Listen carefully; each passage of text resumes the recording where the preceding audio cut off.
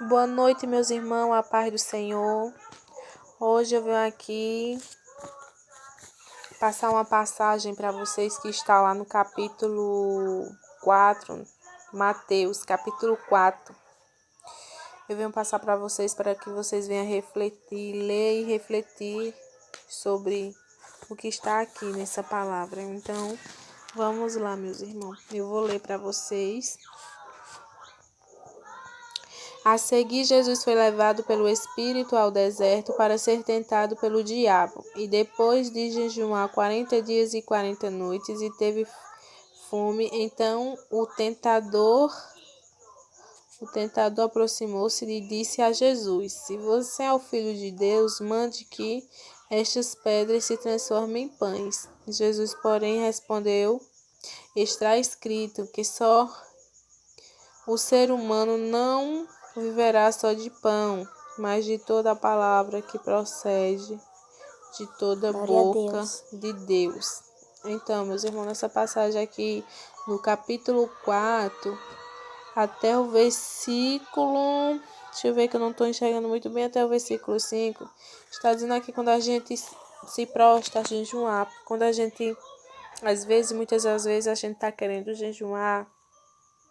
E às vezes, né, a gente decide, não, hoje eu vou jejuar, hoje eu vou entrar um propósito com Deus, mas às vezes a gente não consegue, porque o inimigo tenta de todas as formas, e ele tenta com um pensamento negativo, ele usa uma pessoa de dentro de casa para lhe afrontar, para lhe instigar, para que você se ire. Então, quando você se deixa levar por essas coisas, aí você já perde a sua bênção, você já perde o jejum, né? Então, não podemos deixar se levar pela voz do inimigo, e sim focalizar no foco que é Jesus. Firmar o pé na rocha e ir em frente. Vamos continuar no versículo 5. Então o diabo levou Jesus à cidade santa, colocou sobre o pináculo do templo e disse: Se você é o Filho de Deus, jogue-se daqui, porque está escrito: Aos seus anjos ele dará ordens ao seu respeito, e eles o sustentarão nas suas mãos, para que você não tropece em alguma pedra. Então Jesus respondeu: Também está escrito: Não ponha à prova o Senhor teu Deus. O diabo ainda levou Jesus a um monte muito alto, mostrou-lhe todos os reinos do mundo e a glória dele.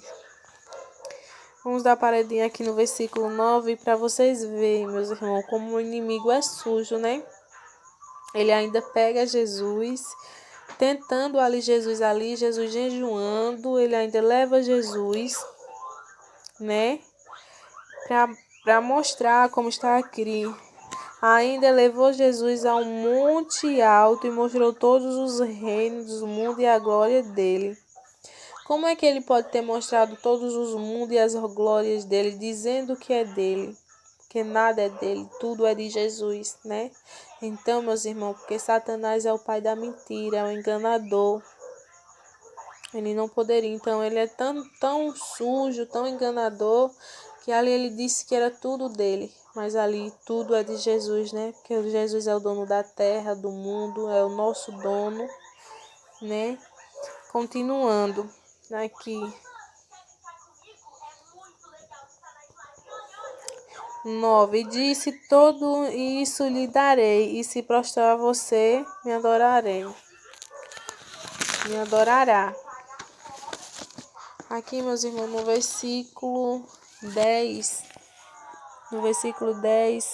diz assim: Então Jesus lhe ordenou: Vá embora, Satanás, porque está escrito: Adore o Senhor seu Deus e preste o culto somente a ele. Com isto o diabo deixou Jesus, e eis que vieram os anjos e o serviram. Então, meus irmãos, aqui o que a Jesus disse: Adore então somente o teu Deus, né? Verdade? A gente não pode adorar dois deuses, a gente tem que adorar tão somente um Deus, que é aquele que criou os céus e a terra, aquele que cuida da gente todos os dias, todo o amanhecer e o anoitecer. Não é verdade? E ali logo quando Jesus Afastou-se, Satanás foi embora, os anjos veio e deram de comer a Jesus, como está aqui na palavra. Então, estou deixando essa passagem aqui para os irmãos, para que os irmãos leiam e reflitam sobre ela, entendeu? Porque que fala muito, né, sobre o jejum, sobre a oração, porque a gente temos que orar e ação. Não é só orar, a gente temos que orar, mas também temos que ter ação, porque Deus já nos deu autoridade, né? Já deu autoridade da gente expulsar, Deus já deu autoridade da gente fazer qualquer coisa no nome dele, sendo no propósito dele. Então Jesus já não deu autoridade para isso. Então não tenha medo que o inimigo venha lhe tocar, não tenha medo do que o inimigo venha, das lancetas que o inimigo possa jogar sobre a sua mente, entendeu? Repreenda em nome de Jesus. Quando você estiver orando, ore. Mas é oração, é orar e ação. O que quer dizer orar e ação? É orar, é vigiar na palavra, é vigiar nos pensamentos, meus irmãos. É vigiar nas vestes, é vigiar dentro do nosso lar.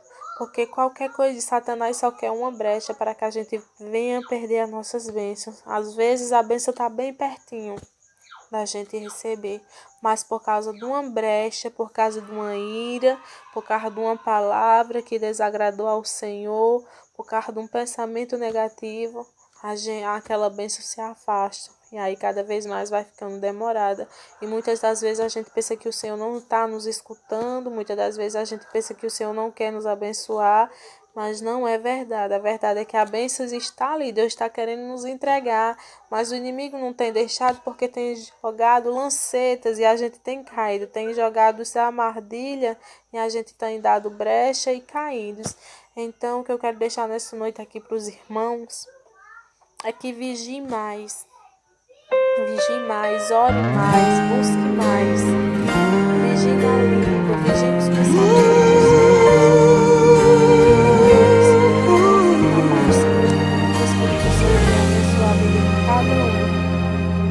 Que Deus acompanhe. Não consigo ir além do teu olhar.